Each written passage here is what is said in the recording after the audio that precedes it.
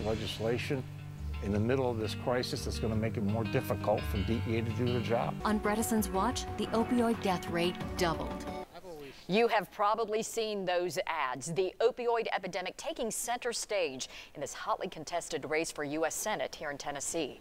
Both Republican Marsha Blackburn and Democrat Phil Bredesen have made drugs a top issue of the campaign. 10 News reporter Mark Salinger joins us to find the truth behind those ads. Mark? Robin and John, there's an ad playing on television right now that claims the death rate from drugs doubled in Tennessee while Bredesen was governor. Another claims Blackburn sponsored legislation that hurt the DEA's ability to prosecute. They both say it's a top priority. This is something that touches every single family. The best emphasis is to put things on the front end, on the prevention side. But which candidate is better prepared to help solve the opioid epidemic? It depends on who you ask. You know, it's just something you never forget. It really is, and I'm getting a little emotional about it now. Jim Geldof has seen the effects of the opioid epidemic more than most.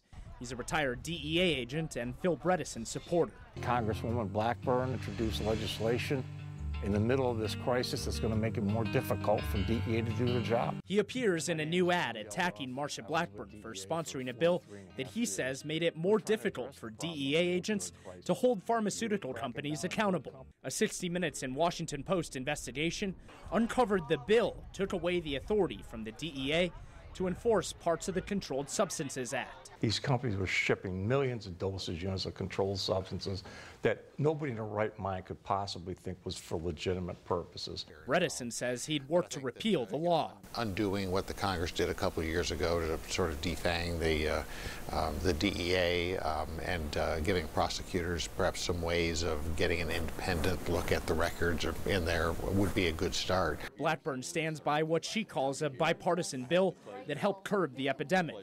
The bill passed through the House and Senate in 2016 through unanimous consent, with no objections and no recorded votes. Everything we've done related to the opioid epidemic is something that is bipartisan.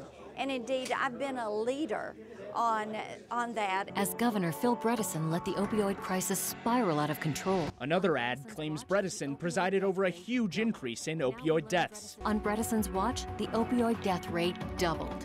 According to the Tennessee Department of Mental Health and Substance Abuse, 660 people died from drug overdoses in Tennessee in 2003, the year Bredesen took office.